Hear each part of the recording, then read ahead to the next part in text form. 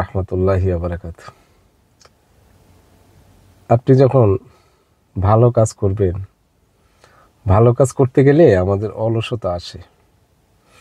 আর দেখবেন বিনোদনমূলক কোনো ইত্যাদি এই ধরনের কাজ যখন করতে যাবেন, তখন আপনার অলসতা আসবে না। কেননা জানেন, ওখানে আপনাকে শয়তান যথেষ্ট সাপোর্ট দেয়।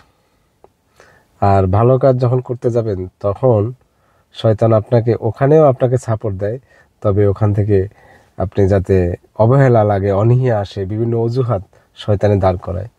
আমরা যখন ভালো কাজ করতে যাই, তখন শয়তান আমাদেরকে বিভিন্ন অজুহাত দেখায়, বিভিন্ন সমস্যা দেখায়, এটা দেখায় সেটা দেখায়।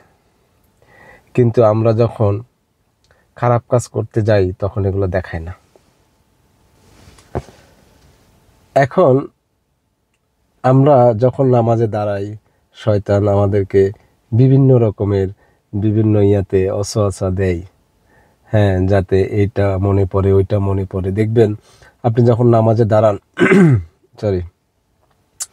তখন শয়তান আপনাকে বিভিন্ন কথা মনে করিয়ে দেয়, যেই কথা আপনি সারা দিন বসেও মনে করতে পারেননি।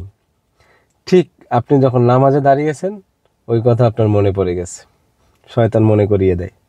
তার মানে শয়তান বোঝাচ্ছে,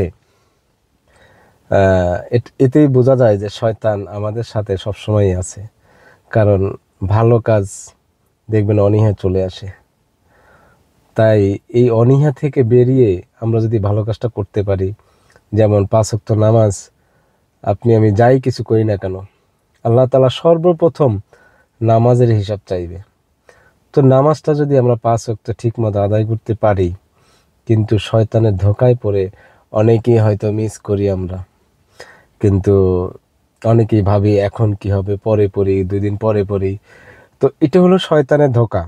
এটা আমাদেরকে শয়তান এভাবে ধোঁকা দেয়, ধোঁকার ফলে আমরা আসলে আর মানে অলসতা দেখাই, শয়তানের কাছে হার মেনে যাই, যেটা মোটেও ঠিক না। এখন আপনি আমি যদি শয়তানকে পরাজিত করে পড়ার চেষ্টা করি, ইনশাআল্লাহ, তাহলে কিন্তু হয়ে যায়।